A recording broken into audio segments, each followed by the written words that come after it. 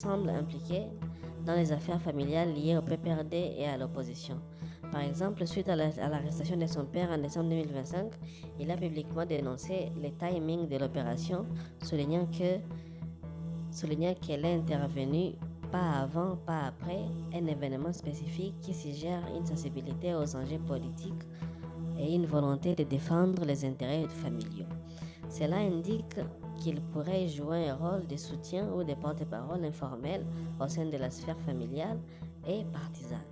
Paul Ramazani a attiré l'attention médiatique en décembre 2025 dans le cadre d'une vague de répression contre les figures de l'opposition en RDC. Le 17 décembre 2025, moins de 24 heures après l'arrestation de son père à son domicile par des agents des services de sécurité, Paul a été interpellé à son tour.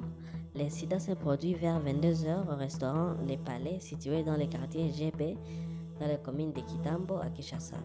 Selon les témoins et les sources familiales, il a été arrêté par un groupe d'individus armés en tenue civile dirigé par un certain général Odon, affilié au Conseil national de sécurité, CNS.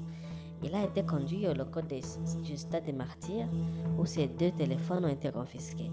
L'interpellation de Paul a été liée à des enquêtes sur son père soupçonné des propos séditieux et des activités oppositionnelles.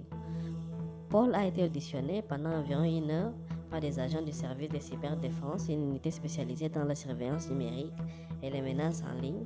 Il a été libéré le 18 décembre 2025 aux premières heures du matin, sans que ses téléphones ne lui soient restitués. Cet épisode a été condamné par le PPRD et le FCC qui ont exigé la libération immédiate des personnes concernées et menacé d'actions citoyennes si leur demande n'était pas satisfaite. Ces événements s'inscrivent dans un contexte plus large de tensions politiques en RDC, où le régime de Félix Tshisekedi est accusé par l'opposition de museler les voix dissidentes, particulièrement celles liées à l'ancien président Kabila. L'arrestation de Paul Ramazani illustre comment les familles des opposants peuvent devenir des cibles collatérales dans ces luttes de pouvoir. Peu d'informations sont disponibles sur la vie privée de Paul Ramazani, telle que son âge exact, son état civil et d'éventuels enfants.